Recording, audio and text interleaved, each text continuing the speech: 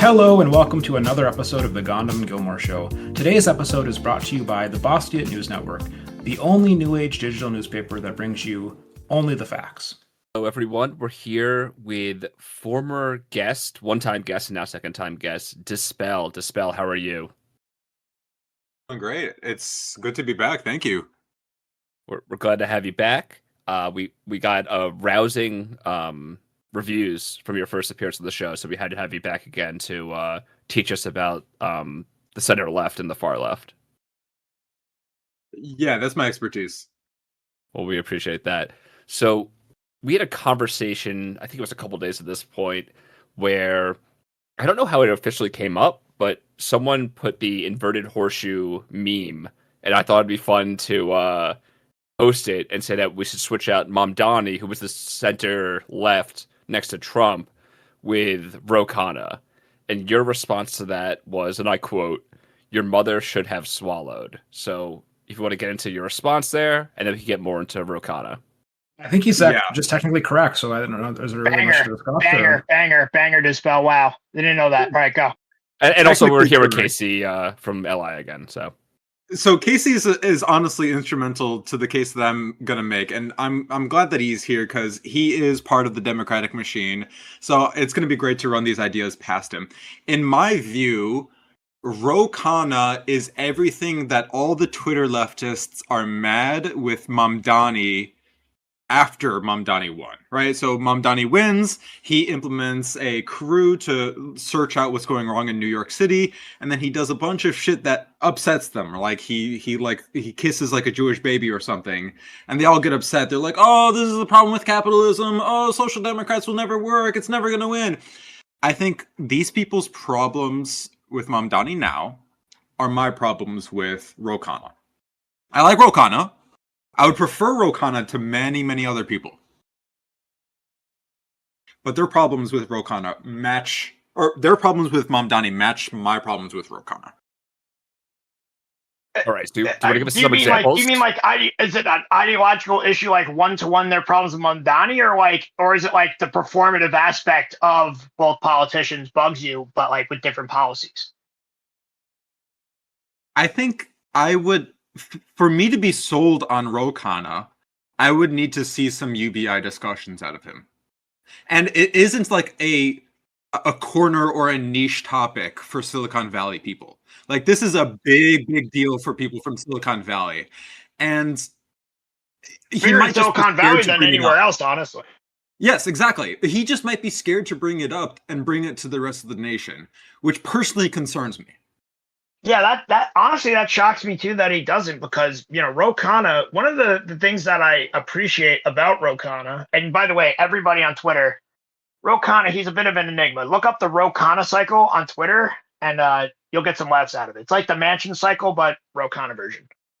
Yeah, no, I'm surprised he doesn't talk about that more, but I actually see what you mean, though, in terms of the lefties' problem with Mamdani is that before the election, he was an idea, and now he has to be something concrete. The mayor, he has to be. He's a delivery. He is a vector for. He's not just he's in the real world now, and thus you must bend to real world pressures. And honestly, I think Ro Khanna bends better than most Democrats in terms of that. Like, that's kind of why you have the Ro Khanna cycle meme, because he's just so, he's this and he's that, he's this and he's that, and listen, I would say, not to say he's not effective, but particularly when it comes to the Epstein stuff, and when it comes to the Epstein stuff, we have to give him his flowers. Casey, this might upset you, but let me run this by you. I think Ro Khanna is more similar to JD Vance than Mamdani.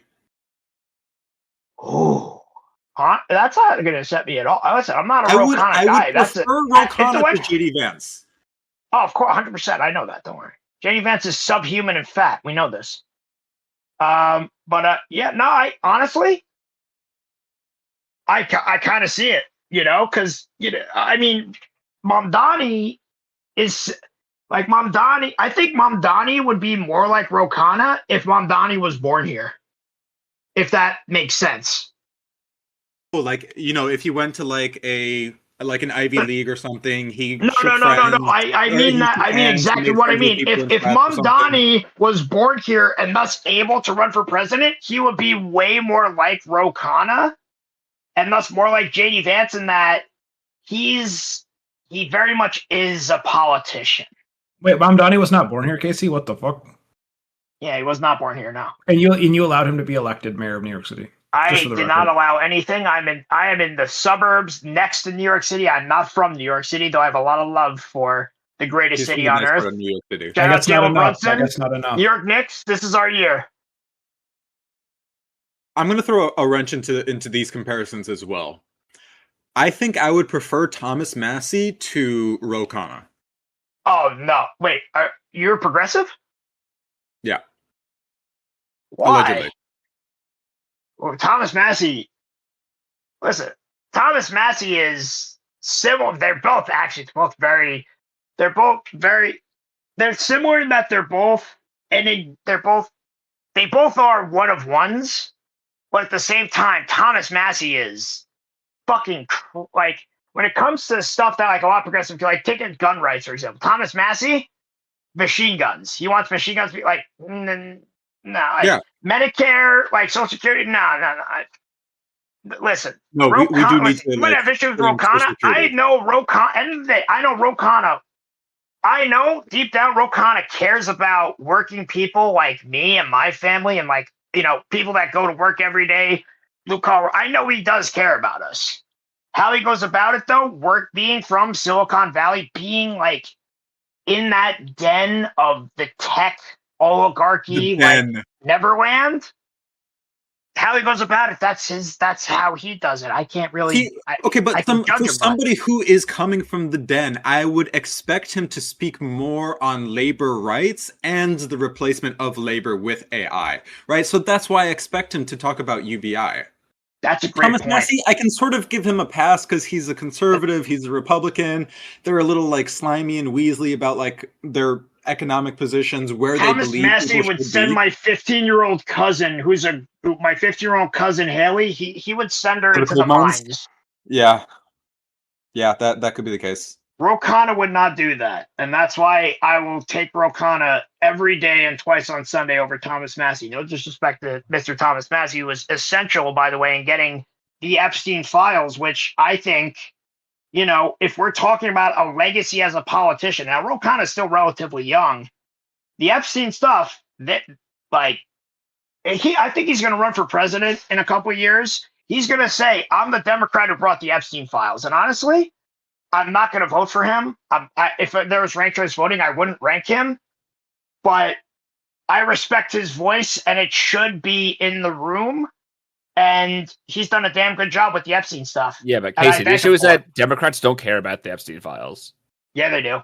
They only care because Trump's involved in it. No, they care. I mean, yes, they care. They don't care. Not only because Trump's in it, but how much leverage do the Clintons still have inside the Democratic Party? And not a lot. And also, like, we know from the Epstein files, Bill Clinton wasn't doing that stuff with Epstein, and that's why he said they were sucking each other off. Trump and Clinton, they were sucking each other off. Yeah, that's a good meme, and I love that meme. But like, it's better than fucking kids. Trump was fucking kids with Epstein. Bill Clinton loved fat. Bill Clinton, he loved tortas and heavier women. Even though Hillary looked like Sabrina Carpenter in her younger years. God, I love Hillary. I need to meet her. I'm probably going to meet her actually in February at the convention. Oh, I can't wait. I'm tell her that she looked like Sabrina Carpenter when she was younger. Honestly, I want to show her the meme and be like, honestly, I might be like, I'm going to actually do it. No, I might just still be like, wait, Casey, get her to send a picture of Sabrina Carpenter. No, but I'm going to print out the memes side by side and be like, Secretary Clinton, do you mind signing this? I'm sure you've seen this meme on Twitter. Like, do you mind? Like, I've been a huge fan. And then go to Sabrina concert and have her sign that side as well. That's a great fucking idea, baby. Fuck yeah. Never kill yourself, like chat. Anybody who I've talked to who's like decently involved in the Democratic Party, it feels like they go around the representatives collecting signatures like they're Pokemon cards. Like, I've got friends who are in the Democratic Party locally and on like the national scale, and like they genuinely treat the representatives like they're Pokemon cards. I mean, Pokemon cards. I mean, it's something to. I mean, if you meet somebody, I mean, listen, if you meet a politician, a high level politician, it's something to brag about because that means you were important enough to be in the room. Being in, listen, why? Be in the room. Wait, Get Trump into goes the to rallies room. with like 30,000 people. What do you mean? Lots of people have been in the room. Who cares? A lot of people listen. A lot of people could be in an audience hall. Not everybody's getting in the private VIP room where they get to have a second to take a selfie with the VIP. So you're like in a private VIP room and you're going to ask them to like sign something like a Pokemon card. I think that's kind of Dispel's point. Like this is kind of like a disgusting celebrity politician culture. I think so too.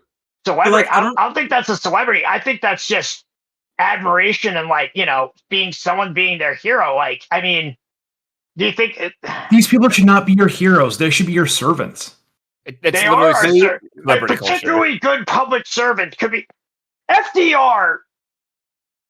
Was so beloved by my grandfather's generation. Like, he was literally there. They went to war and fought and bled and died. Not just for him, but for him because he X'd them too. After, on December 8th, he declared war on Japan. A generation of young men and women joined the military, not knowing whether they'd live to see the end of it because of him. Because he was the man that guided them through the darkest time in this country's history since the Civil War, the Great Depression. Yes, people will see politicians as heroes. Is that ideal? No, but that's just the fucking reality of human beings, all right? Stop bitching about it. Stop being autistic. Jesus. Okay. In my career, I have trouble imagining the conversations that I would have with my heroes. I'm not sure where I would start to have to try and build a substantial relationship. And to me, it feels like you're giving up on that ideal to have a substantial relationship or to have some sort of influence on their life by just asking for an autograph. Maybe you exchange a couple of jokes or something. But this is what I said. Well, it depends on how drunk you are, I guess. Whoa, hold on. I'll bring this back to having self-awareness. Because listen, just because you're you can speak on that, I'm so confused. Very self-aware. Knowing what you are in the context of the power structure in politics is everything. Casey, I think what we're saying, and you're not adequately addressing this, I think it's cheapening the entire political process. Like, this is why I find the Newsom stuff that he's doing on Twitter to be so disgusting as well, too. Like him, imitating the Donald Trump tactics. Trump 3 fucking times. You're saying this is cheapening the political process? Yeah, John, that's a little odd. Kidding me? Wait, Casey, Casey almost replicated it 1-to-1. And I think Newsom actually made a serious mistake when he was tweeting "Oh, guys, this is just a bit. This isn't my thing. This is my publication office." Casey, can you stop reading out? We're making a good point here, and it's like we're literally destroying your entire argument. Dispel, please continue. Newsom, I think, was doing a great job with his media department replicating the bombastic, brazen style of Donald Trump's media. But there were a couple of interviews and tweets where he sat down and he was like, okay, guys, I'm still a liberal at heart. It's time to draw the curtain back. This sort of behavior is really antagonistic to democracy. It's really corrupting. But the people are voting for you because they have faith that you value that and that you've got a vision for how to fix the country. You're talking about two very different things right here. You're talking about, I thought we were talking about the problem of having politicians having a cult of personality. Well, I think you can't entirely blame them. We're trying to blame people like you who would literally foam at the mouth to get AOC's signature. I don't want AOC's signature. Casey, you're telling me that if you weren't in a VIP room with AOC, you wouldn't be foaming at the mouth? No, Casey. Casey. I think you're misplacing your belief of where you are in the political machine. You think you're one and the same as the people who show up to the rallies, who are part of the cult of personality. I'm saying that you're something different. You're something beyond. I'm expecting more. And I expect that of myself and my heroes, but that's really crushing. I'm not sure how to start conversations. Let me reassure you. Let me give you actually a really good example, and you gotta let me riff for a minute here. This is a really good story. The young Democrats what year did the Buffalo, like the Buffalo supermarket shooting happen? What year was that? 2022 or 2021? You're gonna have to edit this down. Not sure why it's relevant, but go on. Because that day, that was the same day as the Democratic Party, the New York State Young Dems yearly gala. It was in Westchester. Hochul was supposed to be there, but she's from Buffalo, and when that awful massacre happened in Buffalo, she went over there, and we had numerous high-level politicians, high-level state senators. We had soon-to-be Congressman Pat Ryan, friend of mine, who also called in. But we had high-level state senators there, including what's his name? He's the Bronx state senator. Bronx, New York. Is the Bronx a state? New York. No, he's the Bronx, New York Democratic Party chair. Is also in the state senate. What the fuck's his name? Oh, Jamal Bailey. Yes, friend Jamal Bailey. And I remember I got to talk with him a bit about what happened to me a couple years back when as an election official, having my life threatened by one of the MAGAs, and having work security, having my twin brother work security, high level security for actual people who are a bit problematic. My twin brother guarded Gotti's niece for a while. And so I told him, and I knew that from that day that the guy, the piece of shit that shot up that place, he was wearing body armor.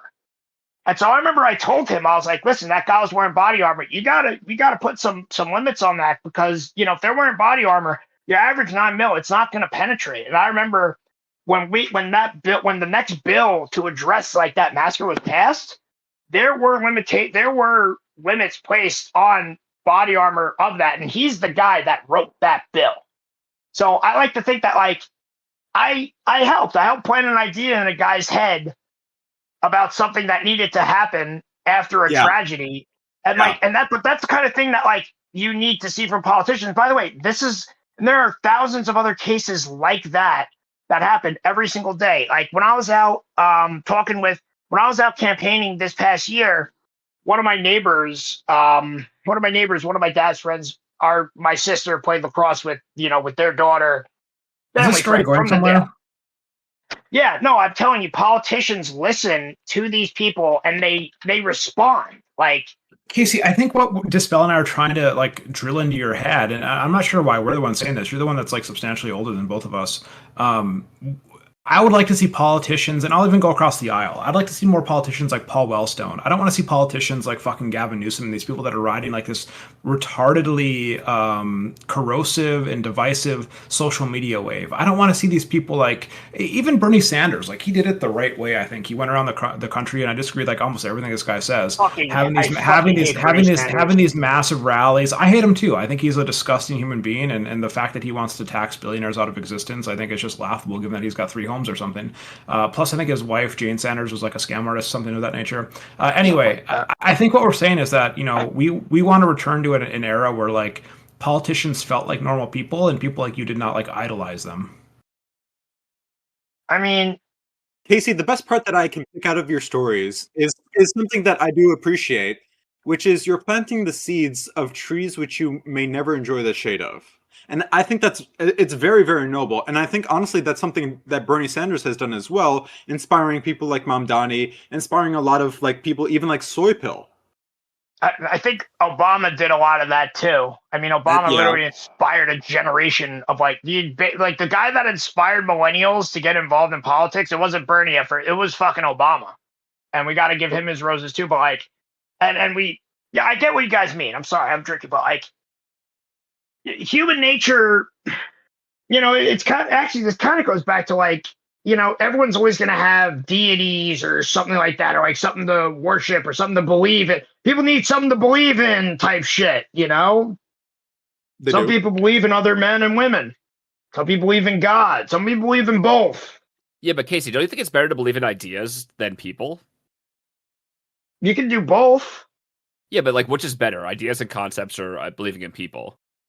Well, okay, it's not just the idea, because for Gohndim, the idea that he wants to believe in is we need to clamp down on this divisive rhetoric. But there has to be responsibility pointed somewhere. And I actually had Marlo come onto my show. She read probably one of my recent most favorite pieces of philosophy, which is The Subject Who Recycles. And it's a great breakdown of... I'm sorry, what? Shout out to the cuz for real. Yeah, we're cousins. You're cousins with Marlo? They're both named Marlo. Yeah. Don't worry about it. Really? Dispel. Okay. We'll cut that out. Dispel. Don't worry. Casey's last name is Marlo. Oh my god. That's such a coincidence. Anyways. Marlo came onto my show and she read an article which has recently become one of my favorite, which is called The Subject Who is Supposed to Recycle. And it's about two people. The first, the catastrophic subject who understands that there's so much going wrong in the world. Gohndim, I think, fits this personality very appropriately. Somebody who is very well informed and overwhelmed with all the shit that's going wrong in the world and sort of just wants things to settle down and be okay for a little bit. And then there's the opposite, the no, Gohndim, you're the apathetic, which is the opposite of the catastrophic. Catastrophic is somebody who cares a lot, somebody who wants to get involved, somebody like Casey. Gohndim is the apathetic, somebody who's like, okay, yeah, shit sucks, it's not my problem, I don't have much control over it. But the idea of the article was that we need to find a middle ground, somewhere in between the two, so you can flip between the two when it's your time to step up to the plate, recognize it, prepare for that moment, and also recognize, yeah, there's a lot of shit that's out of my control. And the fact of the matter is that profit incentives are hollowing out America for foreigners. And I think most people would agree with that.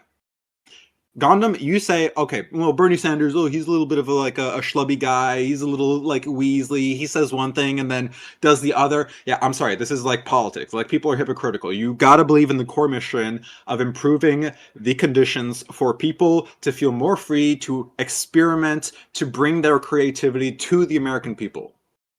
It means revitalizing urban centers. It means revitalizing our engagement, our civic engagement with one another. And part of revitalizing that civic engagement with one another is treating politicians not just as people, as the idea that they represent, but as people who have got an idea behind them. They've got some sort of bit. And I really feel like disappointed when people like Newsom sort of drop the bit. They say, okay, I'm not just a person. I'm not just the idea, like there's this interplay. No, just be one and the same. Allow yourself to flip between the catastrophic and the apathetic subject. I mean, but I think why he's doing that is it's a meta commentary and meta critique on the media and how they let Trump get away with that. It is an inherent satirical criticism. Just weaponize it. Just weaponize it. That's what he's doing. People believe. Yes, that's what he's doing. He is weaponizing it. Yes, exactly. Right, but Gohndim has this problem with blaming the billionaires. Because the point is, we can't, we shouldn't be like that. That's why it's a bit. Yeah, but it's useful. It is. No, it is. It is. I agree, but huh? Do you want to win or not? Then I want to win. Oh my god, bro! I want to win more than anything. I would literally. All right. So, but on this topic, so I think my concern is, while I do agree it is effective, and it's obviously effective because it worked for Trump 2 times. Gohndim would argue 3 times. I think that the fact that if Democrats need to resort to doing that, I think it's just a failed system at that point. And maybe my blinders are on, and that's just how things are now. But I think it's just an admitting defeat for the American liberal system. What, that you need to be popular and you need to be charismatic in order to win office? No, I don't think so. I think Obama is popular and charismatic, but he didn't do the stuff that Trump's doing or what he's pretending to do. I think it comes with a faith that people can read in between the lines. And when you drop that faith, I don't know if it's going to have an outcome determinative effect on elections, but at least to myself, it feels awkward. When you say, okay, yeah, I'm not sure if people have the faith to see that, yes, I am still a Democrat, even though I'm using the opposition's language. Okay. I get what you're saying. So would you go a step further and say, so obviously what Newsom is doing is performative, which if it's just performative, I'm not too concerned about it. But what if it got to a point where it's not just performative, it's also like... Gilmore, everything is performative. But there's also there's policies and there's performance, which are separate of one another, in my mind. We're always performing. Like, if you're presenting a policy to people, you're performing something. I agree, now, but obviously, like, the policy should have merit in and of itself, and people can be drawn to the policy. But being drawn to the policy is much easier when you've got everything else. When you're doing the performance of what a leader should be. Respectfully, I think you are all, respectfully, of course. And this is something that like 90% of people that analyze politics do. And you got to let me riff a bit here. You have to understand, why is Newsom doing this bit? Because it's going to be covered in the media, because it makes people in the media and thus the American people understand why Trump doing this is fucking stupid, unprecedented, Ben, you have to realize the media, the lens of which the people... totally precedented at this point. I'm sorry. Yeah, because of Trump. Because of Trump. But hold on, not for a Democrat. Remember, we are in a media situation where, like... Don't you think it's a problem, though? Of course it's a... yes, of course it's a fucking problem. Our media, the corporate media, like... What? Wait. But not for a Democrat is the problem. We are not the problem. We're trying to fix the problems, and we're dealing with a problem. One of the biggest problems is the information systems that reach the American people are so polluted and so, like, not to get into specifics, but fucked with like AI bots, propaganda, everything like that, like, in order to get any message out, Newsom has to put on this braggadocious, like, has to put on this satirical shit just to get anything out there, and that is a huge problem. But it's not just to get anything out there. There are plenty of, like, Ryan Getty did a video, like, why are Democrats so shit about media coverage on YouTube? And I think he did a great job. It's like I can answer that. It's because when YouTubers started to come up. Casey. Okay. But let's be clear here. Newsom, because he's been replicating this strategy, is at the top. He's not just anyone. He's not just part of the Democratic shitters. He's at the top of it because he adopted it. Because he got his name out there. Yes, partially. But hold on. Wait, back to what you say about the YouTubers. How old are you? How old am I? I'm pouring a drink. I'm not peeing. Yeah. I'm in my late 20s. Oh, all right, good. I mean, listen, part of the reason, like, with Democrats, one of the things that I do, part of is my job is, like, I study how the media, like, interacts with Democrats. Because remember, I'm in the room with the politicians and their communications teams. Like, I talk to them, and, like, they're, like, the disconnect between the Democratic Party and our messaging and the American people, because it's filtered through a media and a media ecosystem, these media silos that are just straight up fucked. And part of that is on the thing about YouTube. What Democrat, like, can you think of any YouTubers on the left that are just openly, like, that are way more positive about Democrats than negative about Democrats? Destiny. Destiny, yeah, that's it. Destiny, Hutch, and Adam Awkward. That's it. IRI, that's it. By the way, none of those guys are that big when you compare them to. Now, Destiny is, but, like, think of the Young Turks, Kyle Kalinske, Sam Cedar. Think about when the YouTube web was first getting involved, like in the 2010s when Birdie started coming up.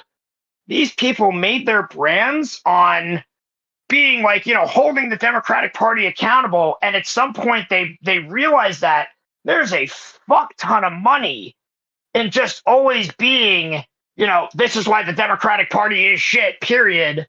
And, like, and that's it. The reason it's like that on YouTube is just because nihilism sells. Because nihilism is very, very.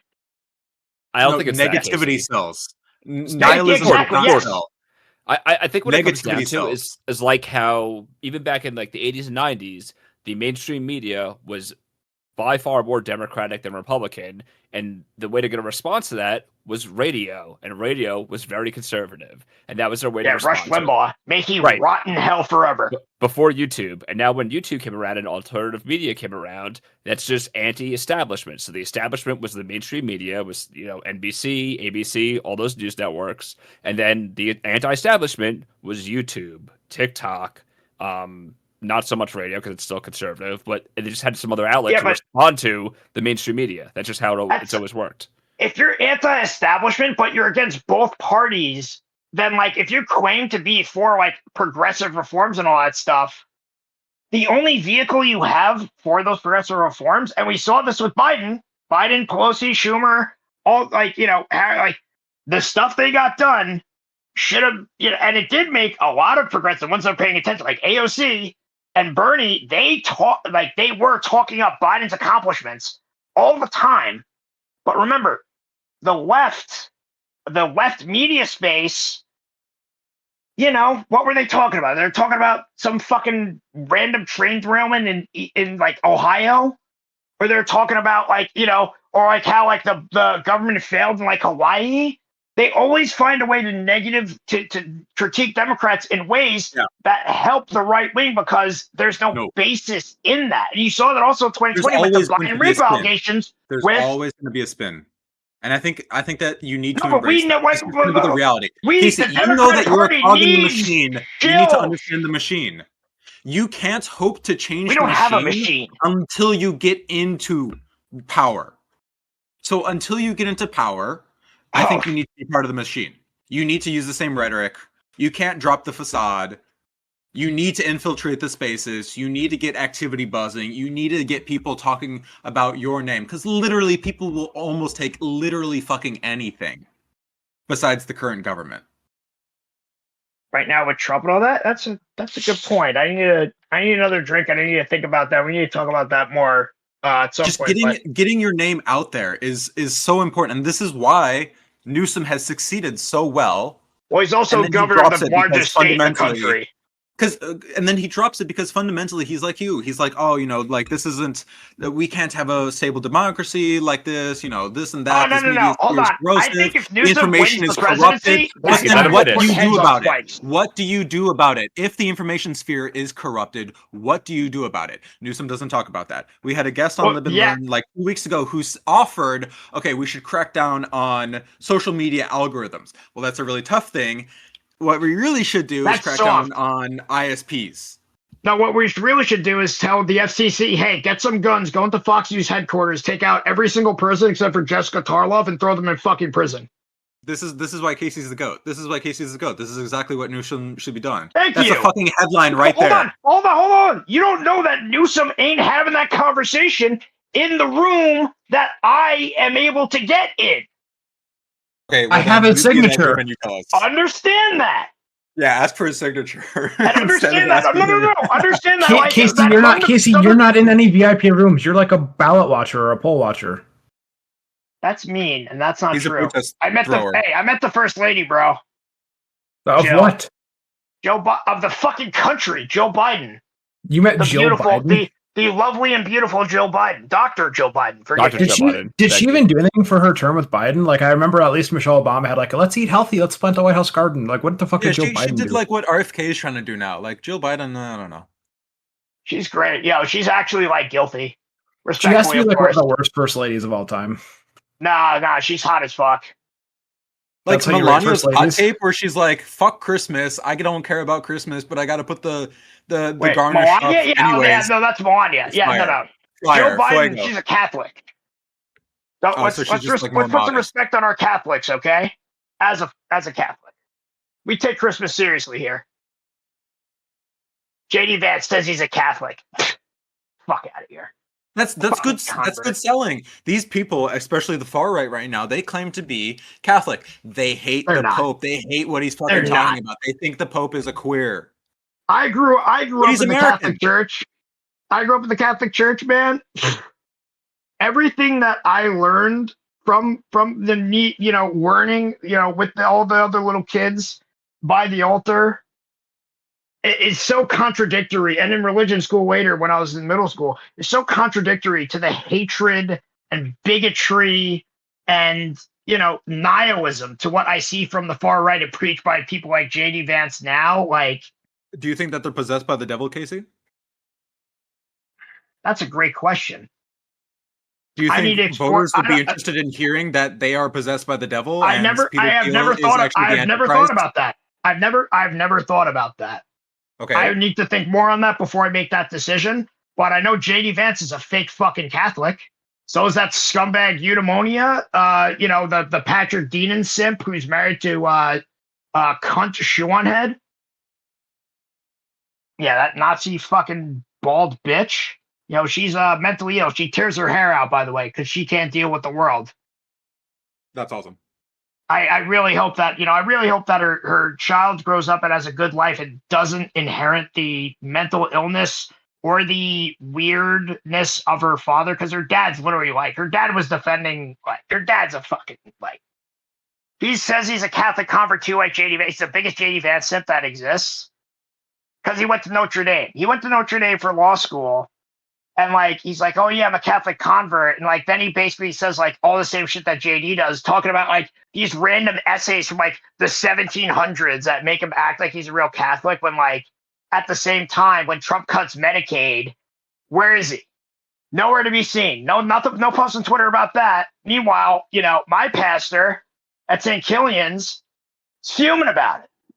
When ICE is active in Nassau County, my parish priests are saying this is wrong. And where are they? Do not trust the Catholic converts of the far right. They are not us. They use my identity that I grew up with, that I'm proud of, as a fucking LARP, as a fucking shield, and it disgusts me. Because my identity, because what I grew up with, the Northeastern, Irish Catholic, Northeastern Italian Catholic, we're a distinct set. Antonin Scalia was one of us. We have a diverse range of... You worked hard to become part of the white race. I mean, that too is part of it. But no, it's fake as fuck. But I want to bring this back to Ro Khanna. I'm kidding. Because I'm worried that Ro Khanna is going to be very similar to you, in that he's going to prioritize stability, safety, and he's going to be more similar to Gohndim than you, right? Because you're talking about kicking in the doors of the Fox News after you reinstall the fairness doctrine. And FCC, FCC comes out, brings Jesse Waters out by the hair, and sends him to Gitmo. Yes, I think honestly, Ro Khanna would probably do that. I think Newsom would do that. I think I don't think so. I think Governor Shapiro would do that. All these people would rather prioritize stability and the aesthetics of safeness. I'm getting advertisements around my area for boring banks, right? Boringness is the new honestly, the new wave that's being shilled, it feels like. After all these excitements, this flooding the zone meta, the new meta is boringness. You don't need to worry about politics. You don't need to be involved in it. Disgusting. I hate that. Oh yeah. Also, let's not forget that for people like that cocksucking closeted twink Nick Fuentes, a lot of these posts, by the way, are boosted from the bots coming from India, Pakistan, China, and the third world. So everyone says, oh, Trump wants to save the white race. If Trump wants to save the white race, why did he stop Pakistan and India from nuking each other? You know how many grandmas wouldn't have been scammed if Pakistan and India nuked each other this year? Tens of thousands. The unfortunate thing is, I think No, Casey, here's also something that I want to tell you. I think a lot of the people who are affiliated with him and on the far right, people who are fake Catholic converts, they don't actually like white women because white women find them disgusting, amoral, I love white women. unprincipled. I love all women, but they're the group who they are trying to opine for their love, never forget J.D. Vance. Affection. Now, but I will not criticize J.D. Vance because they're disgusting. Who he's married to. But, listen, the guy did write Hillbilly Elegy, which was a direct, scathing criticism of Appalachian white culture, as it were. And he basically found a woman, a lover, a mate, a partner, a wife, in a demographic group that I would say is essentially the opposite of the white Appalachian, the first-generation Indian immigrant. And listen, all respect to Usha Vance. their kids, they have beautiful children, all that stuff. What the hatred that they get is wrong and disgusting, and I denounce it. And I just wish JD Vance was louder in denouncing it, because that is what they deserve from her husband and their father. This dude won't, on CPAC, when he comes out to CPAC, he says, "Oh, Charlie Kirk didn't cancel anybody." That's fucking bullshit. Charlie Kirk blacklisted Fuentes from every single Fuentes was blacklisted from every single CPAC event, every single Turning Point USA event since like 2019. I kept track. I've studied part of my job is studying the far right, keeping tabs on them. Charlie Kirk, one of the best things that I will say about him is that he didn't fuck around with Nazis. If you really dipped your toe into like the Holocaust denial type shit, like any like Churchill, was Charlie Kirk, he, God rest his soul, and respect him on this. He shut that shit down. He's like, "Nope, you are not getting in my group. You're not in my group. You're not in my movement. No, I'm not putting you on the platform that he built." And is that because he was owned by Israel? I mean, I think I would like to think that that's just because he was a good moral person. He was a good moral American who understood that, hundreds of thousands of young Americans lost their lives destroying the Third Reich. But owned by Israel, I mean, if you want to make that argument, fine, whatever. But for JD Vance to go on at his event and say Charlie Kirk didn't, he didn't cancel anybody, it literally spits on the dude's memory.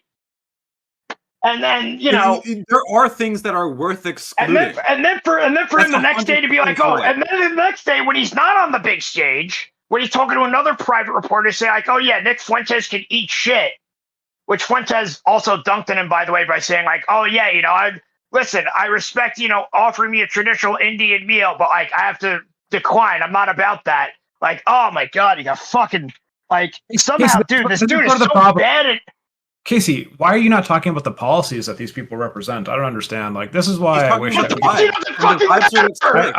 I don't know. People are retarded. What do you mean? The vibes are what sticks. Who you choose to associate. It's just fucked up. Listen, I'm an election official. Count these people's votes. I will die. I will fucking fight and die to count these people's votes. The average voter, they barely know the people they're voting for. And God bless them. That's their right. This is a democracy.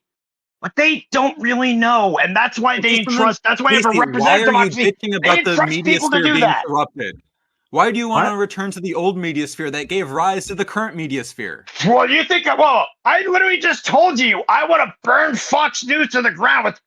Well, Casey, it wasn't Fox News that got Donald Trump elected. It was literally the libtard media in 2016, or I should say 2015, that like played him constantly. Because they took him as a joke. You can blame CNN, MSNBC, sure, bro. CBS, Whatever. Face the Nation. Dispell. You can't say that. I want to return to the old media with that. When I literally want to line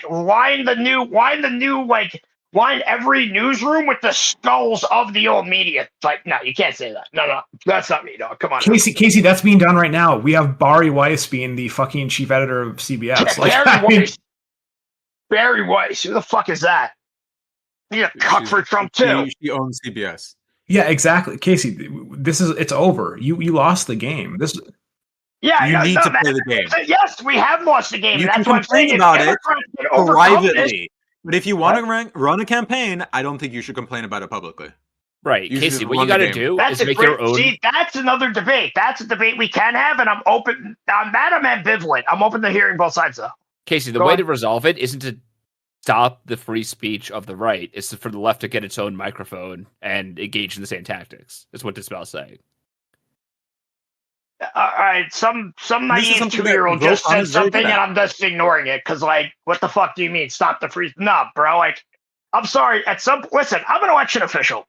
I had motherfuckers threaten to shoot me before. In 2020, I had to convince motherfuckers that their vote was gonna be counted for like 20 minutes. I had to take time begging these voters to understand. Trust me, you just put your vote in there, it's gonna be counted. All that stuff.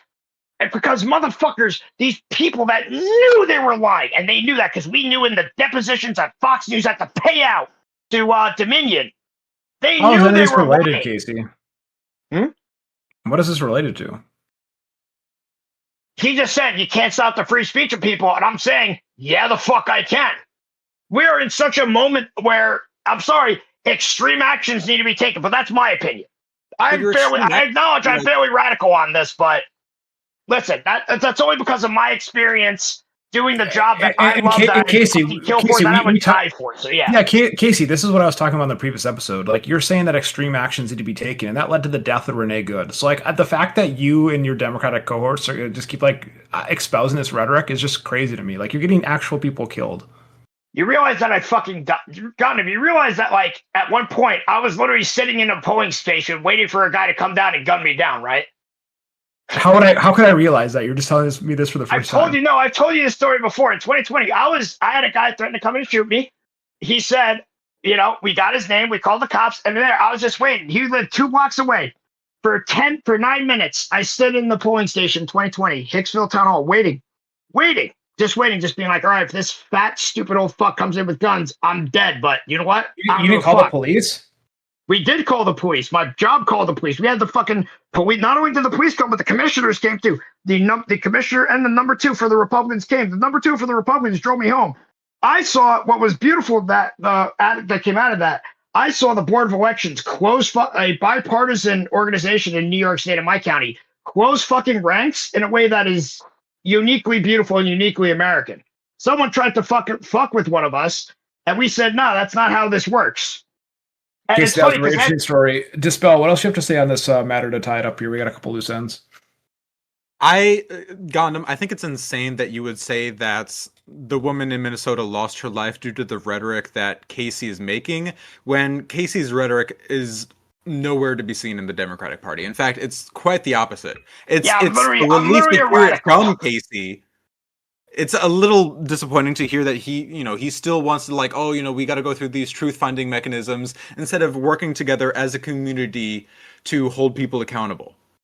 Wait, what do you mean? Say that again?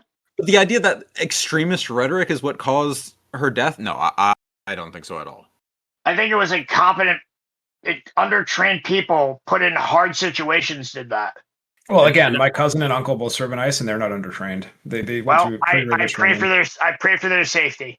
Thank you, Casey. Like I pray for the safety of all people that have to do a federal job or have to do a government job, like I do. Casey, we appreciate that. So, Dispel, we have one question in our mailbag. I don't know if it's really going to apply to you, but it's from Vlexer from our community. He wants me to ask you if you go to church, and if so, how often? Oh, I'm not great about that. I go like every other week, every 2 weeks. I'm not great about that. I go every other week, every 2 weeks. You go to church more than how old are you? Like, yeah, let's say like 26, 27. You go to church more than like 80% of our generation. You're good about it. Nah, you're good, homie. Dispel, just one follow-up on that. He also wants to know, is it a hipster church or traditional? I've gone to hipster churches before. The one that I really enjoy is a Methodist church.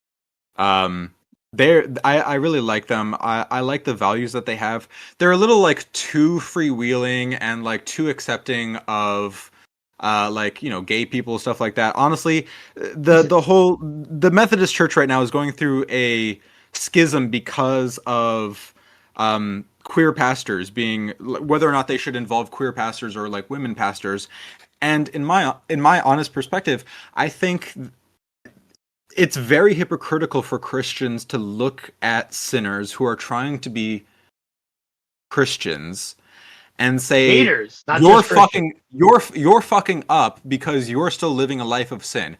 Because to me, that's it's indicative of an insane hubris that if you're straight and a Christian, you don't have sin. Or you're absolved of enough sin that you can point to people who are indulging in their sin, living within the sin, and say, okay, you can't be doing that sort of shit. Let he without sin cast the first stone, baby. Amen. The fact of the matter is, we're absolutely entrenched in sin. Usury used to be a cardinal sin for Christians. We can't go without usury anymore. It's impossible. Whoa, all of us are invested in our 401ks. It's just funny. I just sent a personal loan agreement to someone for 37.18% interest. So I agree with you. It's it's very sinful, but sometimes it feels good. Oy vey, Gohndim. I'm Jesus. sure you were holding back tears when you had to send that. No, I'm not even trolling. Hey, It really just happened. You weren't paying attention to our recording? Who, Casey wasn't? I think it's important that gay people have a place where they can come together, worship Christ. The problem is when it becomes an environment where they feel like it's the only place that they can come together, and then other people don't feel like they're welcome, right? We're not integrating together as a society. One of the best parts of Christianity is being able to integrate the Black population, the white population, the Hispanic population, the Asian American populations, all bring them together under the same ideology. Amen. Fuck yeah. It's tough. Well, I thank you just that's why I'm your candor. a Catholic. I think Casey's onto something when he's talking about Catholicism and fake Catholics. The future of our nation, I think, is definitely going to be a spiritual warfare. And to me, it feels like if Anthony Scalia saw JD Vance, he would vomit. I know that because Anthony Scalia is an old Italian from my tri-state area. The conservative I know this man that Casey complains about to infiltrate into conservative spaces, infiltrate into Christian spaces, and scope them into. Yeah, like we're saying with Fuentes.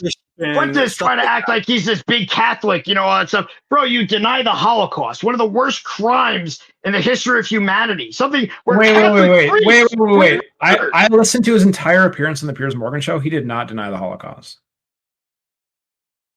I've listened to Fuentes a lot after that. This dude makes fun of the Holocaust. This dude denies, makes fun. Now, get the fuck out of here. And by the way, Casey, aren't you a Zoomer?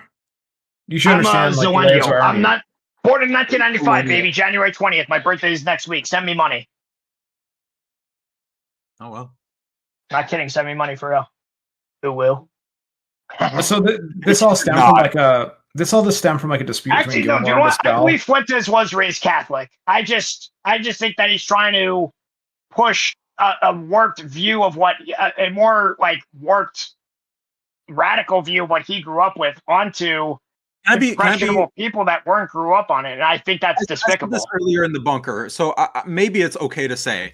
To me, it feels like Nick Fuentes is very Jewish. He's exactly everything that he accuses Jews of being. He, I think, loves Israel in a way that he doesn't want to admit. He just doesn't want Israel influencing American politics. I think he enjoys the Israeli surveillance apparatus. As a boogeyman? He enjoys the highly structured Orthodox Jewish lifestyle. And I think he's perfectly fine with the judicial reforms that Bibi has been trying to push through. And in fact, I think he wants to import a lot of these policies into America, and he has been very transparent about that, but exclusively he's been saying that about ethnic preservation. I think on a political I think I get what you mean now. You mean more spiritually Israeli than spiritually like Jewish, because Judaism is a wide spectrum. Yes. Oh, thank God. All right, let me just say that just so if anyone when people watch this, just to be clear, we don't mean to because a lot of people can take that a lot of different ways. But Casey, I think our audience understands. It's okay. The great thing about Jewish traditions is one of critical inquiry. It's honestly one of the first snarky cultures where it encourages critical inquiry. That's when it's at its best. Yeah, that is a beautiful thing about. Listen, I like I said, I work for the Democrats here in New York. I know I grew up with a lot of Jewish friends and family. I work with a lot of Jews, and so for me, combating anti-Semitism is something that I care, very, very deeply about.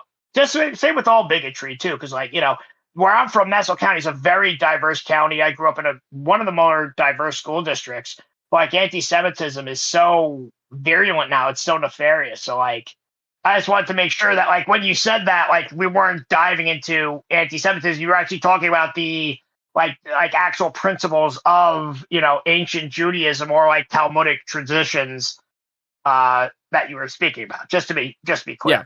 Certainly, and I think we could end on the note that we all hate anti-Semitism. So I just want to thank Dispell. Oh yeah, bro. My grandpa teabagged. Yeah, my grandpa teabagged the Nazis, and he killed him with Himmler, right?